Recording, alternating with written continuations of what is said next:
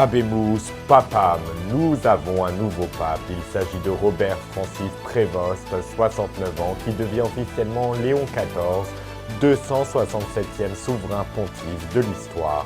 Il succède ainsi au pape François. Madame, Monsieur, bonsoir et bienvenue si vous nous rejoignez dans cette édition spéciale consacrée à la nomination du pape Léon XIV. Dans quelques instants, nous ferons son portrait ensemble, mais juste avant, il était exactement 18h06 lorsque la fumée blanche est sortie de la chapelle Sixtine.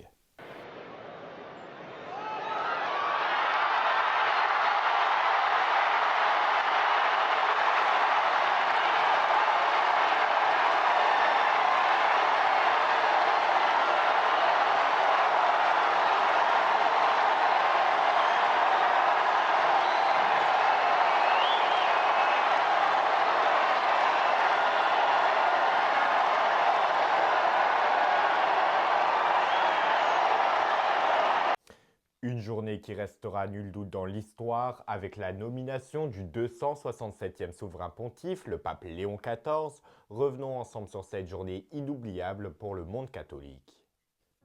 Le 8 mai 2025 restera à jamais gravé dans l'histoire de l'Église catholique. À 18h07, la fumée blanche s'est élevée au-dessus de la chapelle Sixtine, marquant la fin du conclave en seulement 4 tours de vote. L'Église a un nouveau pape, Robert Francis Prévost, désormais connu sous le nom de Léon XIV, 267e souverain pontife de l'histoire de l'Église catholique. Moins d'une heure après l'apparition de la fumée blanche, l'énorme cloche de la basilique Saint-Pierre a sonné, annonçant l'arrivée du nouveau pape. À 18h45, sous un ciel clair et serein, le pape Léon XIV a fait sa première apparition au balcon de la basilique, saluant les foules de fidèles venus l'acclamer. Ému, le pape Léon XIV a pris la parole, prononçant ses premiers mots en tant que souverain pontife. La pace sia con tutti voi. La paix soit avec vous tous. Fratelli, sorelle carissimi, questo è il primo saluto del Cristo risorto. Très chers frères et sœurs, ceci fut la première salutation de Christ, du bon pasteur qui a donné sa vie pour le troupeau de Dieu. Moi aussi, je voudrais que cette salutation de paix entre dans les cœurs, rejoigne vos familles. Chacun, où que vous soyez, tous les peuples, la terre entière, la paix soit avec vous.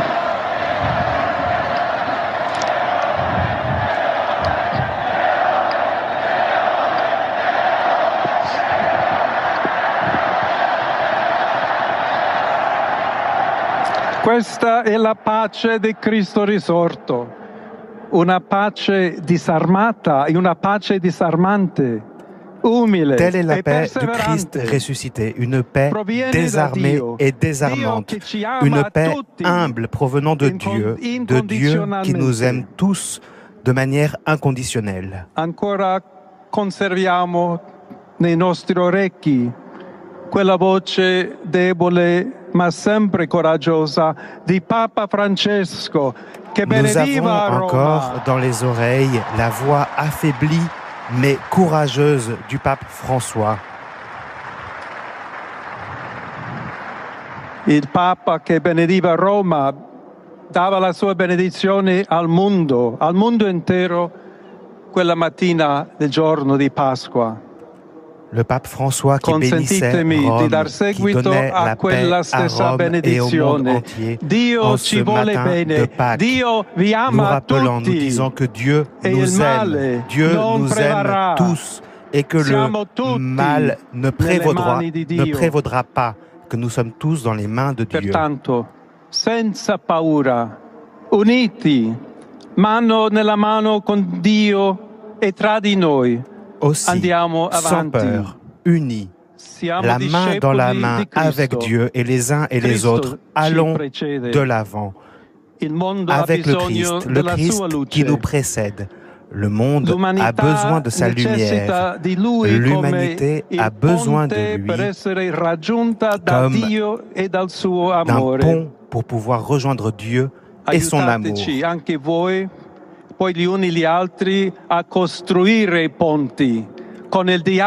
Aidez-vous les uns les autres à construire des ponts par le dialogue, par des rencontres, pour être un peuple toujours en paix. Merci au pape François.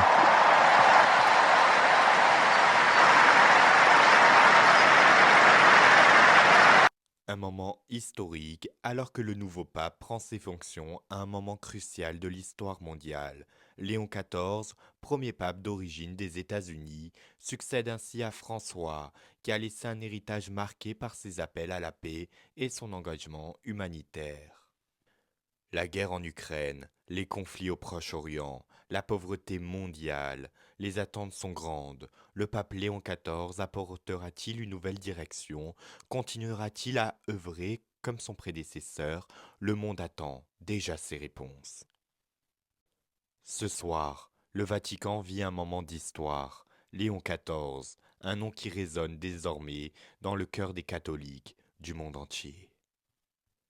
Une page de l'histoire vient d'être tournée. Le pape Léon XIV est désormais le guide spirituel d'une église et d'un monde en constante évolution. Nous suivrons ses premiers pas, nul doute, avec attention. Et moins d'une heure après la fumée blanche de la chapelle Sixtine, le pape a fait sa première apparition sur le balcon de la basilique Saint-Pierre.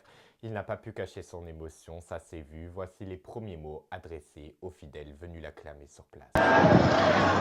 La pace sia con tutti voi. La paix soit avec vous tous. Fratelli, sorelle carissimi. Questo è il primo saluto del Cristo risorto. Très chers frères et sœurs, ceci fut la première salutation de Christ, du bon pasteur qui a donné sa vie pour le troupeau de Dieu. Moi aussi, je voudrais que cette salutation de paix entre dans les cœurs, rejoigne vos familles. Chacun, où que vous soyez, tous les peuples, la terre entière, la paix soit avec vous.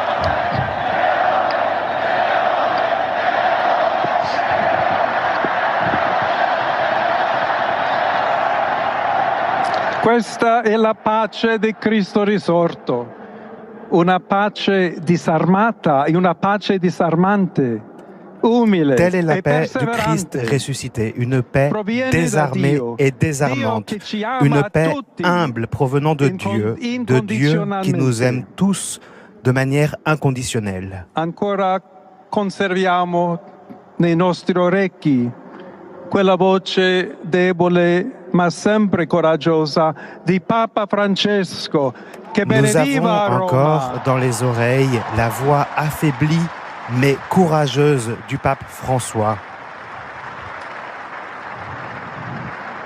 Il Papa che benediva Roma dava la sua benedizione al mondo intero, quella mattina del giorno di Pasqua.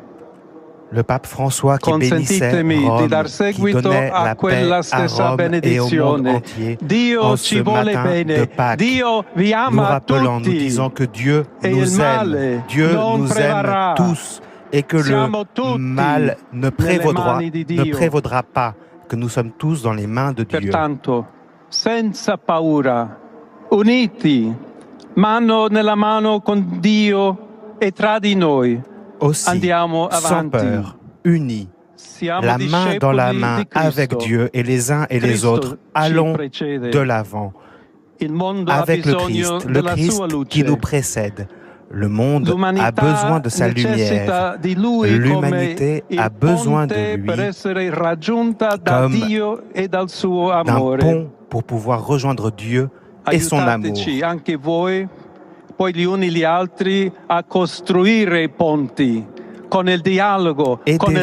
les uns les autres à construire des ponts par le dialogue, par des rencontres, pour être un peuple toujours en paix. Merci au pape François.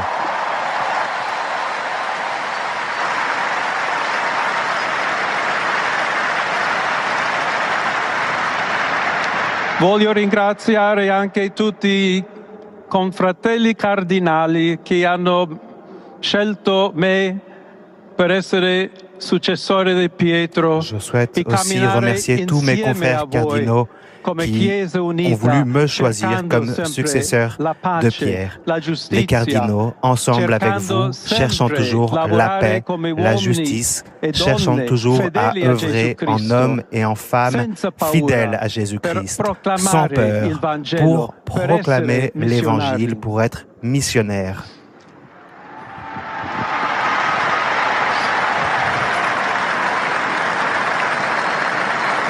Sono un figlio di Sant'Agostino. Je suis un fils de Saint-Augustin, un augustinien.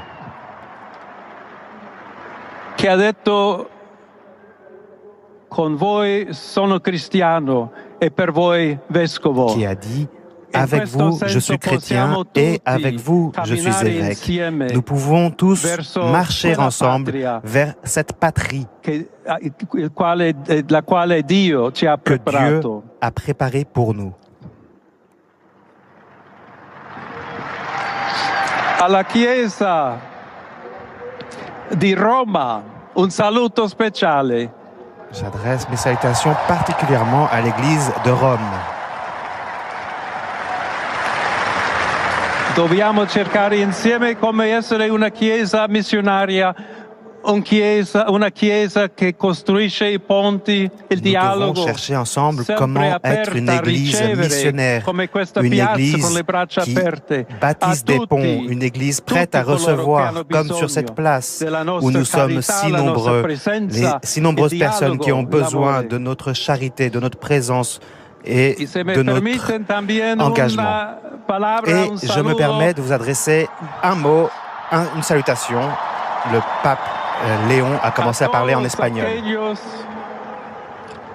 En modo particular a mi querida diócesis de Chiclayo en el Perú. Particulière, je souhaite adresser des salutations à mon diocèse de Chiclayo au Pérou.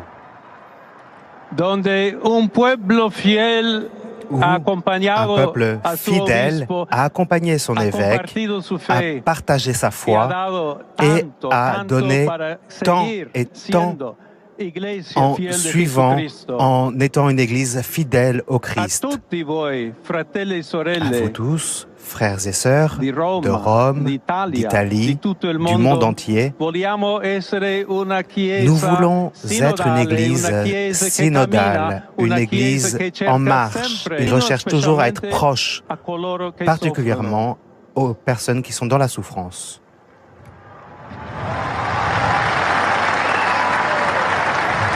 Oggi il giorno della supplica alla Madonna di Pompei. Aujourd'hui, c'est la journée de la supplique à Notre-Dame de Pompéi. Notre mère, Marie, veut toujours marcher avec nous, être proche de nous, nous soutenir par son intercession et par son amour. Alors, je souhaiterais prier avec vous. Prions ensemble pour cette nouvelle mission. Une nouvelle mission pour toute l'Église, pour la paix dans le monde. Et demandons cette grâce particulière de Marie, notre Mère. Ave Maria, piena di grazia, il Signore è con te. Tu sei benedetta fra le donne, e benedetto è il frutto del tuo seno, Gesù. Santa Maria, Madre di Dio, prega per noi peccatori, adesso e nell'ora della nostra morte. Amen.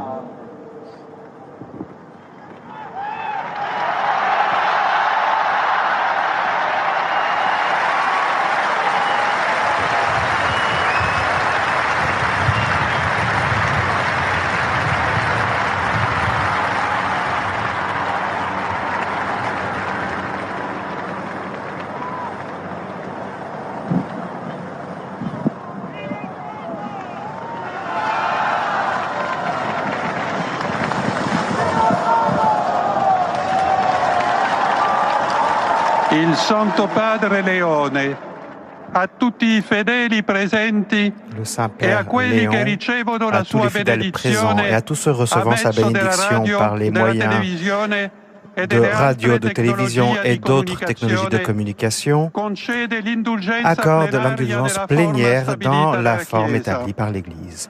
Preghiamo Dio Prions Dieu Onnipotente Tout-Puissant perché conservi a afin lungo il qu'il Papa a guida della accorde Chiesa au e pape d'être conceda longtemps à la tête pace e de unità l'Église alla et qu'il accorde Chiesa la paix in et tutto il l'unité à mondo. l'Église dans le monde entier.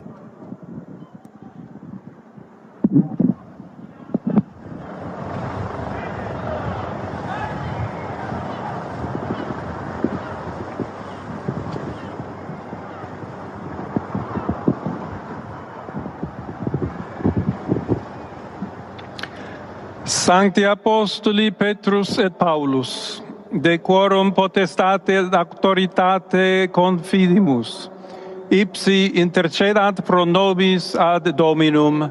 Amen. Precibus et meritis Beate Mariae semper Virginis, Beati Michaelis Arcangeli, Beati Ioannis Baptiste, et Sanctorum Apostolorum Petri et Pauli et omnium sanctorum. Misereatur vestri omnipotens Deus, et dimissis omnibus peccatis vestris, perducat vos Iesus Christus ad vitam aeternam. Amen. Indulgentiam, absolutionem et remissionem omnium peccatorum vestrorum, spatium vere et fructuose penitentiae, cor semper penitens, et emendationem vitae, gratiam et consolationem Sancti Spiritus, et finalem perseverantiam in bonis operibus tribuat vobis omnipotens et misericords Dominus. Amen. Et benedictio Dei omnipotentis, Patris et Filii et Spiritus Sancti descendat super vos et maniat semper.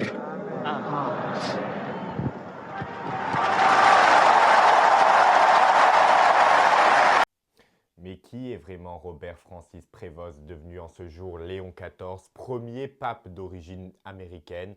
Quelle est son histoire et comment a-t-il réussi à succéder à François? Réponse dans ce reportage. Ce 8 mai 2025, une page de l'histoire dans l'Église catholique a été écrite. Un nom a résonné dans le cœur des millions de croyants à travers le monde, Léon XIV. Un nom qui aujourd'hui incarne un renouveau, une transformation et un pontificat à l'image des défis du XXIe siècle. À 18h07, lorsque la fumée blanche est sortie de la chapelle Sixtine, l'Église catholique a connu un moment historique. Le conclave, qui s'était déroulé en toute discrétion, avait abouti à l'élection d'un nouveau pape.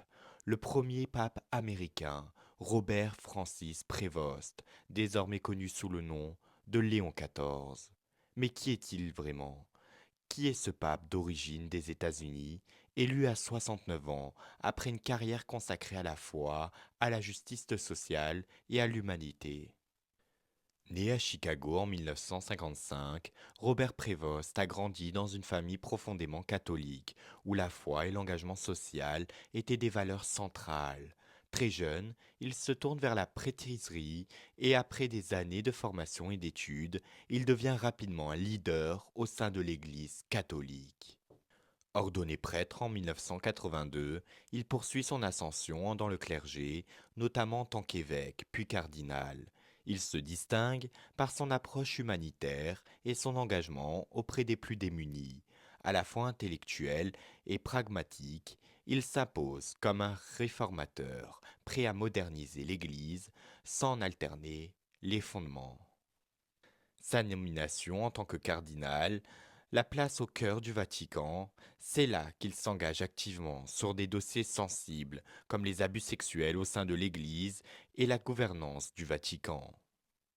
L'élection du pape Léon XIV marque un tournant. Ce conclave, exceptionnellement rapide, a été caractérisé par une forte cohésion parmi les cardinaux qui ont vu en lui l'homme capable de relever les défis contemporains de l'Église. Le monde attendait ce moment, un pape venant d'un autre continent, un homme de dialogue et de réforme, mais aussi de tradition. Léon XIV représente un pont entre le passé et l'avenir de l'Église. Une foule immense a assisté à la première apparition du pape Léon XIV sur le balcon de la basilique Saint-Pierre, où il a prononcé ses premiers mots en tant que souverain pontife, sans une certaine émotion. Les attentes sont élevées. Léon XIV prend ses fonctions dans un contexte mondial marqué par la guerre en Ukraine, les conflits au Proche et Moyen-Orient et les tensions internes dans l'Église. Son prédécesseur, le pape François Ier, avait déjà initié un tournant en matière de dialogue interreligieux et de justice sociale. Quelles seront les priorités du nouveau pape ? Le pape Léon XIV, qui a déjà exprimé son intention de poursuivre l'œuvre de son prédécesseur tout en apportant sa touche personnelle, une église plus proche des gens, plus ouverte au dialogue et au progrès. Mais comment jonglera-t-il avec ces enjeux et la nécessité de maintenir la tradition catholique ? Sous le pontificat de Léon XIV, l'Église semble se préparer à un changement de cap, une approche plus pragmatique, un regard neuf sur les défis du monde contemporain et sans doute une volonté davantage d'ouvrir l'Église catholique aux réalités sociales et politiques de notre époque. L'un des grands défis de Léon XIV sera d'être à la hauteur des attentes des jeunes catholiques du monde entier, ainsi que des populations les plus vulnérables, un pontificat placé sous le signe de l'unité et de l'amour prochain et de la paix. Léon XIV, un nom qui marquera sans doute l'histoire de l'Église catholique, à 69 ans, il a déjà prouvé qu'il était un homme de courage et de conviction. Dans un monde de plus en plus complexe, sa mission sera sans doute difficile, mais son pontificat sera une occasion unique de réconcilier tradition et modernité. Le monde attend désormais de voir quels seront les premiers pas du pape Léon XIV, mais une chose est sûre, il marquera l'histoire et guidera l'Église avec foi et détermination. Au moment de l'annonce de sa nomination, les cloches des cathédrales du monde entier ont sonné à toute volée, comme celle de la cathédrale Notre-Dame de Paris. Écoutez ce beau moment.